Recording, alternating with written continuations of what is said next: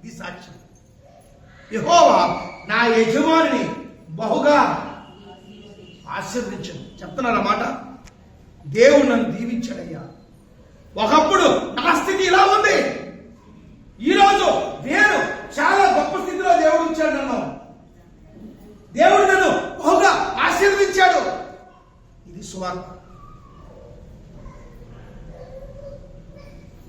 గొప్పలు డంబాలు, హెచ్చించుకునే స్వభావము, హెచ్చింపుతో కూడిన మాటలు అవన్నీ వదిలేయండి. అవన్నీ ఎవరి స్వభావం? అది లూసిఫర్ స్వభావం. పరలోకంలో చేరి అన్ని ఇచ్చిన తర్వాత కూడా ఏమన్నాడు? నాకు తగినంత మర్యాద ఇక్కడ లభించుకోలేదు. ఏమన్నాడు?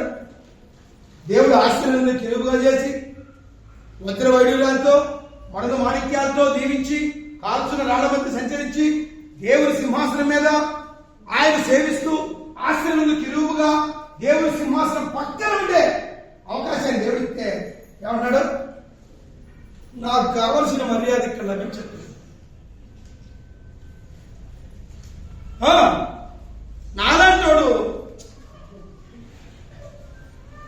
నాలాంటోడు ఈ పనిలో ఉండదగినడు కాదు. నేను ఎక్కడో ఉండాల్సింది, కర్మగారి పనిలో ఉన్నాను. నేను నుంచి పోతే బయటికి నువ్వు ఎందుకు పనికిరావు. దేవుడు నిన్ను ఆశీర్వదించి నిలబెట్టిన స్థలం ఇది. నాకే ఇక్కడ కాకపోతేనా ఎక్కడైనా నేను మనగాడిని. ఈ సాక్ష్యాలు కాదు, పనికిమాల మాటలో, లూసిఫర్ మాటలో, ఆ లూసిఫర్ మాటలు తలంపులు హృదయంలోంచి పూర్తిగా తీసేసుకొని దేవా ఎలాగ ఏమంటాడు? 10 ఒంటెలు మోసే సంపద పెళ్లి కూతురు తీసుకురావడానికి, పెళ్లి కుమార్తెను తీసుకురావడానికి తీసుకుపోయాడంటే వాడికి ఎంత ఐశ్వర్యంతో తెలుసా? ఒక రాజు దగ్గర ఉన్నంత బలగం, ఒక రాజు దగ్గర ఖజానాలో ఉన్నటువంటి వెండి బంగారాలు ఒక ప్రవక్త అయిన అబ్రహాం దగ్గర ఉన్నాయి. రాజు దగ్గర సంపద, యుద్ధాలు చేసి రాజ్యాలు కొలగొట్టిన సంపద ఎక్కడున్నది? అబ్రహాం దగ్గర ఉంది. అబ్రహాం దగ్గర ఉంది. కాబట్టి యెహోవా నా యజమానిని బహుగా ఆశీర్వదించిన కనుక అతడు గొప్పవాడాయన. అతనికి గొర్రెలను, గొడ్లను, వెండి బంగారమును, దాసదాసి జనమును, ఒంటెలను దయచేశాడు. నా యజమానికి భార్యైన శార, అది అద్భుతం. వెండి బంగారాలు కాదు, వృద్ధాప్యంలో యజమానికి కుమారి నా యజమానుడు తన కలిగిన యావత్తును ఇచ్చినాడు. మరియు నా యజమానుడు నాతో నేను ఎవరి దేశం ముందున్నానో నివసిస్తున్నాను ఆ కనానీయుని పిల్లల్లో ఒక పిల్లను నా కుమారునికి పెళ్లి చేయొద్దు. అయితే నా తండ్రి ఇంటికి నా వంశస్థుల యొద్దకు వెళ్ళి నా కుమారునికి పెళ్లి చేయుటకు పిల్లని తీసుకురావాలని నా చేత ప్రమాణం చేయించినాడు.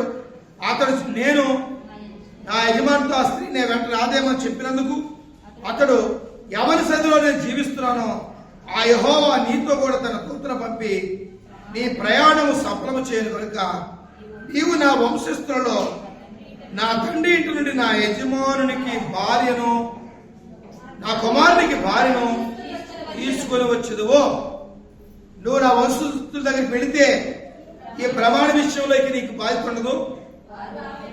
వారు ఆమె ఈ నెడల ఈ ప్రమాణ విషయంలో నీకు బాధ్యత ఉండదని చెప్పాడు.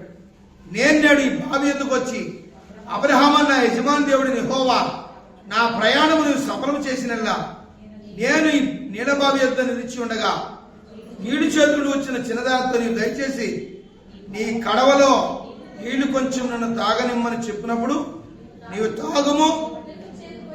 ఒంట్లోకి చేరిపోయింది ఎవరికి చెప్పినో ఆమె యజమాని కుమారునికి యెహోవా నియమించిన పిల్లలను కాకని మనవి చేసుకోండి. నేను నా హృదయంలో అట్లా అనుకుని సాధించక ముందే రెప్కా భుజం మీద తన కడవ పెట్టుకుని వచ్చి ఈ బావిలో దిగిపోయి నీళ్లు చెదుకుని వచ్చాను. అప్పుడు నాకు దాహమిమ్మని అడుగ్గా ఆమె త్వరగా కడవలు దింపి తాగము, ఈ ఒంట్లోకి నీళ్లు పెడదని చెప్పాను. కనుక నేను త్రాగి తిని ఆమె ఒంటిలకు కూడా నీళ్లు పెట్టని చెప్పాను. కాబట్టి జరిగిన వృత్తాంతాన్ని గురించి ఇక్కడ ఎలియాజరు దేవుడు చేసిన అద్భుతాన్ని లాబాను ముందు రిబ్కా ఇంట్లో సాక్షిస్తున్నాడు. నేను ఇందాక ప్రార్థన చేశాను, ఏ స్త్రీ అయితే నీడు తాగడానికి అడిగినప్పుడు నువ్వు తాగు నీ వంటకి ఇస్తానదో ఆమె నా యజమాని కుమారునికి భార్య అగును. సేమ్ ఈ ప్రార్థన అయిపోయిన వెంటనే అదే జరిగింది. అందుకే నేను మీ ఇంటికి వచ్చానని చెప్పాడు.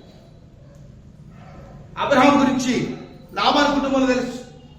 కనాను దేశంలో అందగత్తెలు ఐశ్వర్యవంతులు ఉన్నారు, కానీ ఎవరిని కూడా కోడలుగా అబ్రహాం అంగీకరించలేదు. కారణము తన విశ్వాసానికి చెందని వారితో వివాహ సంబంధం వద్దని నిర్ణయించుకున్నాడు. దేవుడు ఇస్సాకులకు ఇచ్చిన ఆశీర్వాదం గొప్పది. ఆ ఆశీర్వాదం పొందాలంటే ఇస్సాకు ఇచ్చే భార్య కూడా తగినదిగా ఉండాలి. కాబట్టి ఇస్సాకు భార్య వేరే విధంగా ఉంటే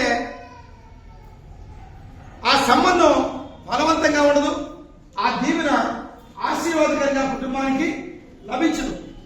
కాబట్టి దేవుని యొక్క నియమాన్ని అనుసరించి అబ్రహాము రిబ్కాను కోడలుగా తీసుకోవడానికి ఎలియాజరు ద్వారా అంగీకరించినట్టుగా వాక్యం చెబుతుంది. దేవుడి మాట దీవించును గాక. ఆమేన్. అందరూ లేచి నిలబడదాం.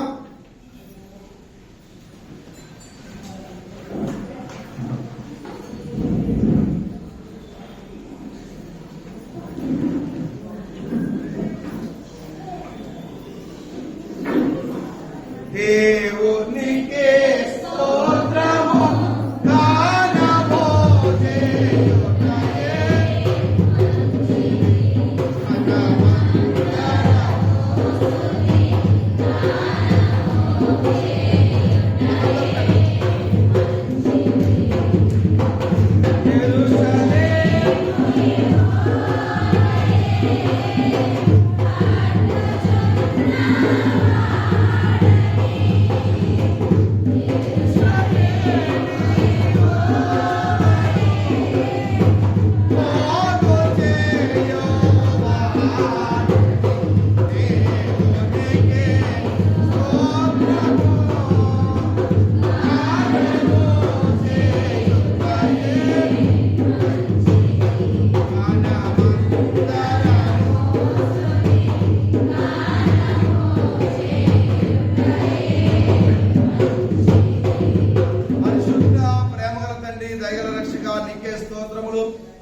ప్రభువా, ఈ సమయమందు ఈ ప్రార్థనలో తల వంచిన మమ్మల్ని అందరినీ దీవించి బలపరచండి.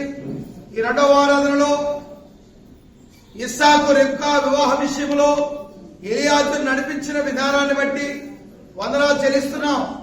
దేవా, మా వ్యక్తిగత జీవితంలో మేము కూడా నీ ఆత్మ నడిపింపును బట్టి జీవించుటకు నడుచుటకు నీ ఆత్మ సహాయమును మా వ్యక్తిగత జీవితంలో దయచేయండి. దేవా, యేసేపు గారిని బట్టి ప్రార్థన చేస్తున్నాం. మోకాల ఆపరేషన్ జరిగి ఉండగా తండ్రి వారిని దీవించి బలపరచండి. నీ ఆత్మతో నింపి నడిపించుకున్న సహోదరుడు దుర్గారావు అంజలిని బట్టి ప్రార్థన చేస్తున్నాం. బిడ్డకిచ్చిన మంచి స్వస్థతను బట్టి వందనాలు, ఇచ్చిన సాక్ష్యాన్ని బట్టి వందనాలు. ప్రభువా, అయ్యా, బిడ్డని దినమందు మొట్టమొదటిసారిగా మందిరంలో మీరు తీసుకొచ్చారు. ఆ కుటుంబములకు సంపూర్ణ రక్షణ దయచేయండి. ఈ రక్షణ బాప్తిజములో పాల్గొను పంచుకొని అయ్యా, నీ ప్రేమిటిగా ఈ లోకములో ఏర్పరచబడ్డానికి సహాయం చేయండి. సహోదరు దుర్గాన్ని దీవించి బలపరచండి. తల్లిదండ్రులు దీవించి బలపరచు నాయన.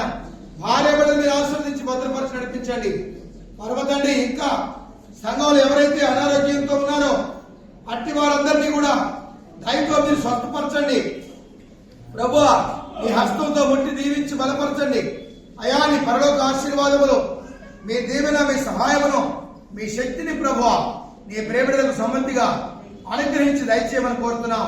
దయగల మా తండ్రి, ఈ సమయమందు, ఈ విశ్రాంతి మధ్యాహ్నకాల సమయమందు ప్రభువా నీ యొక్క ఆశీర్వాదములు దీవెనలో సమృద్ధిగా సంఘంపై అనుగ్రహించండి.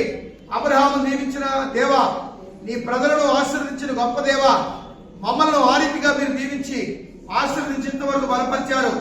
పరమ తండ్రి, ఈ సమయమందు ఆశీర్వదించిన గొప్ప దేవా నీకే స్తుతులు స్తోత్రములు చెల్లిస్తున్నాం. సమస్త మహిమ ఘనత ప్రభావమును దేవా అయ్యా మా జీవితంలో పొందుకు సహాయం చేయండి. నిత్యరాజ్యానికి వారసత్వం సంపాదించుకుంటూ మీ కృపా సహాయం అనుగ్రహించమని మా ప్రభువును ప్రేరక్షకుడైన యేసుక్రీస్తు వారి యొక్క శ్రేష్టమైన నామం పేరిట ప్రార్థన చేయించున్నాము తండ్రి.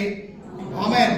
పరలోకమందున మా తండ్రి, నీ నామం పరిశుద్ధపరచబడి, నీ రాజ్యం వచ్చును, నీ చిత్తం పరలోకమందు నెరవేరినట్టు భూమి యందు నెరవేరునుగా. మానవ ఆత్మ దయచి నిరంతరము నీవై ఉన్నావు తండ్రి. ఆమేన్. పరమ తండ్రియగు యెహోవా దేవుని ప్రేమ, ఆయన కుమారుడైన యేసుక్రీస్తు వారి కృప, పరిశుద్ధాత్మ దేవుని యొక్క నిత్య సన్నిధి సహవాసము, సమాధానము సదాకాలం మనందరికీ తోడై నడిపించి సహాయం దయచేయును గాక. Amen. God bless you. Thank you. అందరికీ వందనాలు.